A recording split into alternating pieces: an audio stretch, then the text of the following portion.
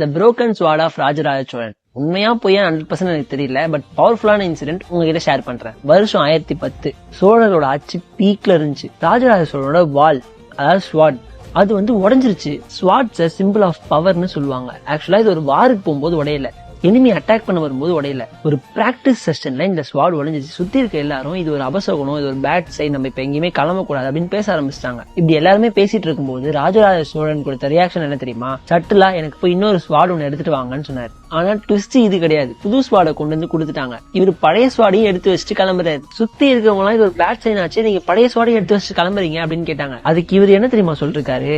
Obstacles எல்லாம் பார்த்து உட்கார்ற ஒரு ஆள் நான் கிடையாது. சோழர்களோட ஜேர்னில சேலஞ்சஸ் எல்லாம் ஒரு பார்ட்னு சொல்லிருக்காரு. லிட்டரலி இது அங்க இருந்து அட்மாஸ்பியரே மாத்திருச்சு. பேலஸ் ஃபுல்லா இந்த இன்சிடென்ட் பயங்கரமா பரவ ஆரம்பிச்சிருச்சு. சோல்ஜர்ஸ் ஃபுல்லா இது ஒரு மோட்டிவேஷனா எடுத்துக்க ஆரம்பிச்சிட்டாங்க. ஸ்வாட்ஸே உடஞ்சாலும் சோழர்களோட ஹிஸ்டரி போய்கிட்டே இருக்கும் அப்படின்ற மாதிரி பேச ஆரம்பிச்சிட்டாங்க. ஈவன் நம்ம லைஃப்லயும் அந்த broken sword ஒரு ஸ்ட்ரகிள் வரலாம், நம்மள ஸ்டாப் பண்ணலாம், கன்ஃபியூஸ் பண்ணலாம், பயமுறுத்தலாம், but they should never break us. That's the legacy of Rajaraja Cholan நான் கத்துக்கிட்டது.